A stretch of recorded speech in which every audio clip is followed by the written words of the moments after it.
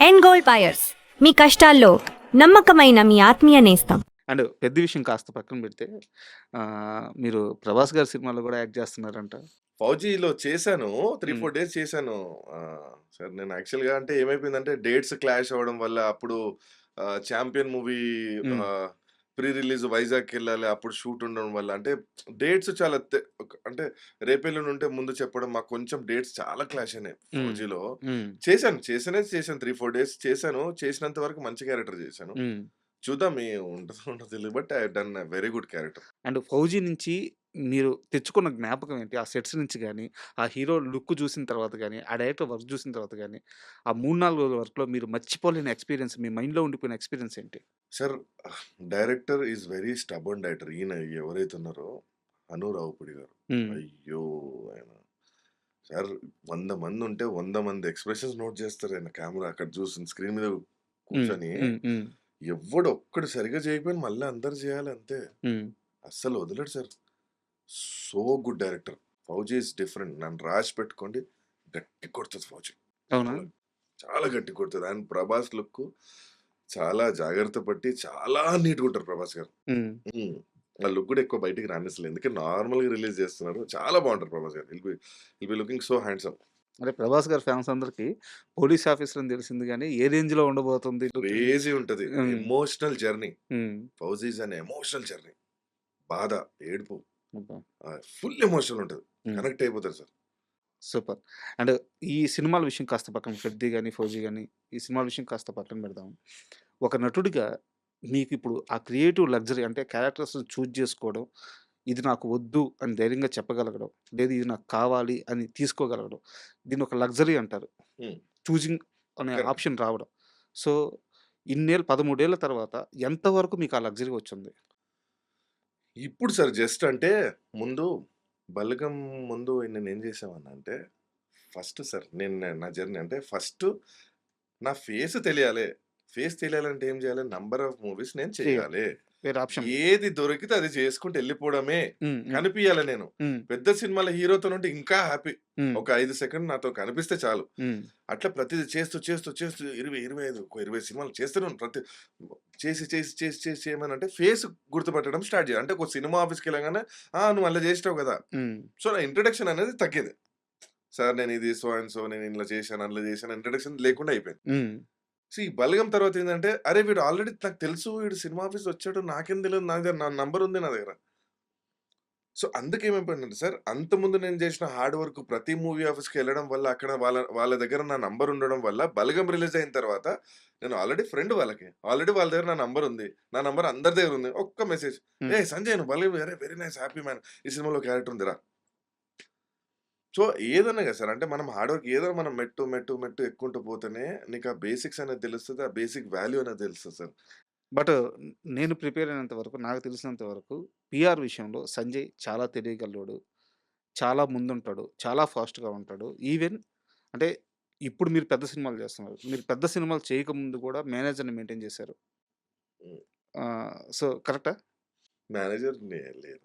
నేను ఒక్కడినే తిరుగుతున్నా. మేనేజర్ ఏం లేకుండే తర్వాత అడిగిన ఎవరైనా ఉంటే బావుంటది. ఎందుకంటే నేను సార్ ఇది ఎట్లుంటదంటే ఈ సినిమా ఇండస్ట్రీలో మనకి పేమెంట్స్ రికవరీ చేయడం చాలా కష్టం సార్. హ్మ్. మనం ఏది చేసినా గాని ఇప్పుడు ఇచ్చేది 5,000 6,000 10,000 గాని హ్మ్. సినిమా షూట్ చేసిన తర్వాత రికవరీ చేయడం మాకు కష్టం. హ్మ్. సార్ యాస్ ఎన్ ఆర్టిస్ట్ మాది చాలా సెన్సిటివ్ జాబ్. మేమెళ్లి పొరపాటున ఒక్క మాట అటు ఇటు అన్నామంటే అయిపోయింది. ఇంకో ఛాన్స్ ఉంది. అయిపోయింది ఇంక అంతే.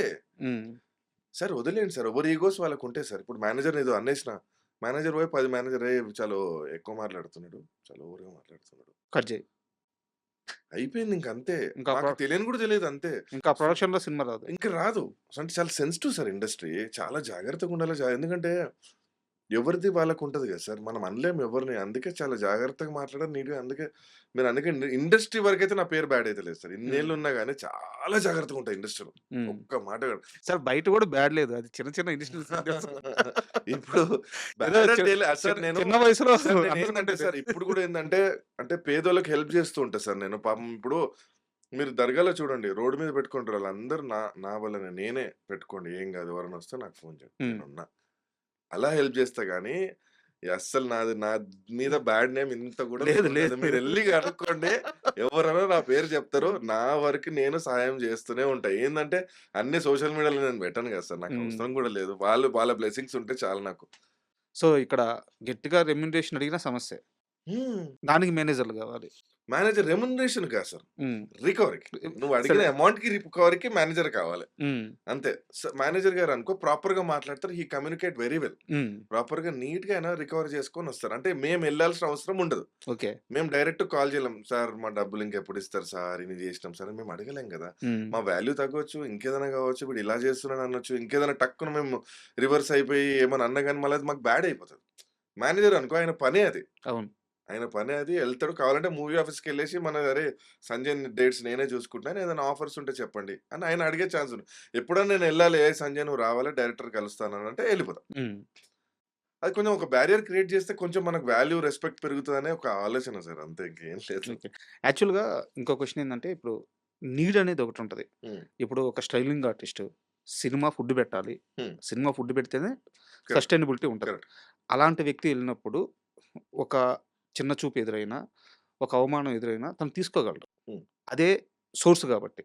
బట్ సంజయ్ విషయానికొస్తే మీరు అడ్వకేటు, మీకొక టీముంది. పెద్ద పెద్ద కేసులు హ్యాండిల్ చేస్తారు. డబ్బు పరంగా ఎలాంటి ప్రాబ్లమ్ లేదు. ఇక్కడ ఇండస్ట్రీలోకొచ్చేస్తే, ఇక్కడ ఆల్రెడీ మీరు సెటిల్డ్ గాబట్టి, ఏ చిన్న ఇష్యూనైనా మనసుకు తీసుకునే ఛాన్స్ ఉంటది గదా! ఉంటది సార్ అది. ఆ! ఉంటది. అలా ఎప్పుడైనా బాధపడ్డ క్షణం? ఉంటది. ఉండే.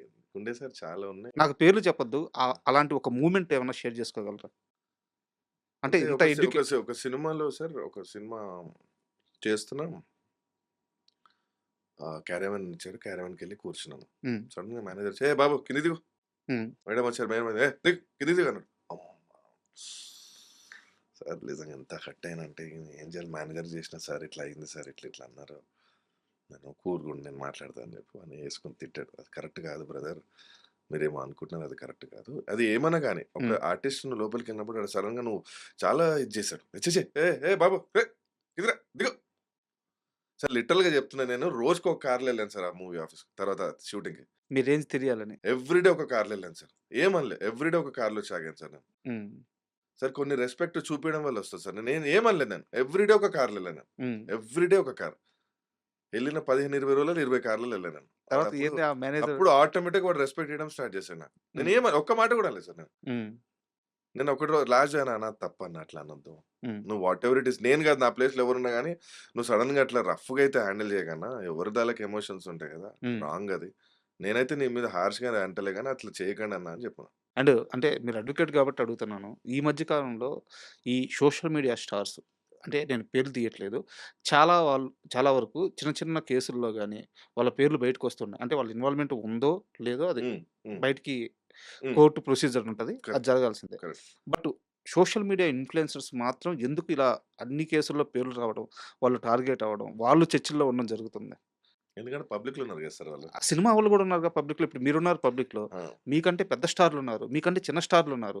అంటే సిన్సియర్ సినిమా అప్రోచ్ ఉండి సిన్సియర్‌గా సినిమాలు చేసుకునే యాక్టర్స్ స్ట్రగుల్ అవుతున్నా సరే, వాళ్ళెక్కడా గూడా వాళ్ళ పేర్లు వినిపించట్లేదు. సోషల్ మీడియా నుంచి ఇన్‌ఫ్లుయెన్సర్స్ అని జెప్పేసి ఈజీ సక్సెస్ అంటే నేను ఈజీ సక్సెస్ అని ఎందుకంటున్నానంటే కంపేరింగ్ విత్ సినిమా ఆర్టిస్ట్స్. అవును. Obvious sir. మాతో కంపేర్ చేస్తే హ్మ్. ఎన్నో ఏళ్ళు అవును. కరెక్ట్. సో, వీళ్ళ పేర్లు మాత్రం చాలా ఎక్కువ వినిపిస్తున్నాయి. సో, ఫేమ్ ఒకటే అయినప్పుడు వే ఆఫ్ లివింగ్ ఎందుకు డిఫరెంట్ అవుతుంది? మీ అబ్జర్వేషన్ చెప్పండి అడ్వకేట్‌గా. సార్ ఇక్కడ మాకు నిజంగా అప్పుడైతే అంత ఆలోచన, అవగాహన కూడా యూట్యూబ్ నుంచి ఇంత ఇన్‌కమ్ సంపాదించొచ్చు అని కూడా మాకు తెలియని కూడా తెలియదు సార్ లిటరల్‌గా. హ్మ్. ఇప్పుడు వీళ్ళకేందంటే ఇన్‌ఫ్లుయెన్సర్స్ అంటే ఏదో ఒక టాపిక్‌ని తీసుకొని దాన్ని డీప్‌గా ఎళ్ళిపోయి దానిపైన చేయడం. హ్మ్. కట్ చేస్తే మాకంటే ఎక్కువ ఫాలోవర్స్ వాళ్ళకే ఉంటాయి. కరెక్ట్. వాళ్ళకే ఎక్కువ రికగ్నైజేషన్ ఉంటది సార్. అంటే ఇక్కడ ఏందంటే వీళ్ళు number of times every day కనిపిస్తారు సార్ వాళ్ళు. హ్మ్.